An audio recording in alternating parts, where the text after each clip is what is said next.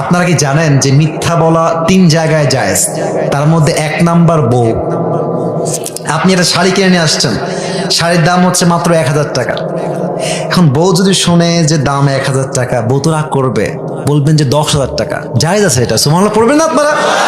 আচ্ছা, আপনার বউয়ের সঙ্গে আপনার মায়ের বনিবনা হয় না, এটা আবার রাগ করেন না, এটা কিন্তু হয়। শাশুড়ি বউকে দেখতে পারে না, বউ শাশুড়িকে দেখতে পারে না, ঠিক আছে না ভুল বললাম? এখন আপনি পড়ছেন মহাফান্দে, মাকে ভালোবাসলে বউ নারাজ, বউকে ভালোবাসলে মা, আপনি করবেন কি এখন কন্দে? আপনি কি করবেন আমি বলে দিচ্ছি। মাকে বলবেন যে মা, আমার বউ তো তোমার কত ভালোবাসে, সারাদিন তোমার নামে খালি প্রশংসা করতেই থাকে, খালি করতেই থাকে তোমার নামে প্রশংসা। মা বলবে ও বাবা তাই নাকি? তখন দেখবেন মায়ের ঘৃণা ভালোবাসায় পরিবর্তন হয়ে যাবে।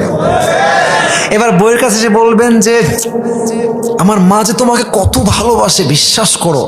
আমাকে সকালে বলছে এই খবরদার, বউকে গিয়ে শাড়ি কিনে দিবি, শপিং করে দিবি, ঘুরতে নিয়ে যাবি, কক্সবাজার যাবি, সাজেক ভ্যালি যাবি। আপনার মা আসলে কিছুই বলে নাই, কিন্তু আপনি এই যে পামটা দিলেন, আপনার বউয়ের জন্য ভালোবাসা প্রকাশ করলেন, এই ভালোবাসার জন্য আপনার আমলনামায় সওয়াব লেখা হবে। সুবহানাল্লাহ পড়েন। তাহলে বউকে দেখলে বলবেন আজ থেকে আই হেট ইউ। আরে বউ নাই বুঝলাম, প্র্যাকটিস হিসেবে তো বলতে পারেন। বউকে কি বলবো? আই হেট ইউ না আই লাভ ইউ। আল্লাহ সকলের বউয়ের সঙ্গে ভালোবাসা বাড়ায় দিক, পরে সবাই আমিন। আর বলছে হুজুর বউ না। আরে বেটা বউ নাই, বউ তো আগামীতে হবে, ঠিক কিনা বলো? অতএব বউয়ের সঙ্গে আজ থেকে দ্বন্দ্ব নয়, বউকে আমরা, আরে ভাই মেয়ে মানুষ পাম্পট্টির পাগল হয়, পাম্পট্টি দিবেন আপনাকে ভালোবাসবে, পাম্পট্টি দিবেন না, আপনি দেখতে যতই সুন্দর হোক, আপনার বউ আপনাকে বাদ দিয়ে কাইল্লার সঙ্গে ভেগে যাবে। অতএব আজ থেকে কোনো রকম ঝগড়া নাই, মারামারি নাই, বউ দেখলেই ভালোবাসা, বউ দেখলেই আদর, বউ দেখলেই আই লাভ ইউ। রাজি আছেন তো ইনশাআল্লাহ? আল্লাহ রাসূলের কাছে সাহাবী এসে বলছে হে রাসূল, আপনি সবচেয়ে বেশি কাকে ভালোবাসেন? নবীজি প্রথম কথাই উহিব্বু আয়েশা আকসার, আমি আমার বউ আয়েশাকে সবচেয়ে বেশি ভালোবাসি। সাহাবা একরামরা লজ্জায় মাথা নিচু হয়ে গেছে।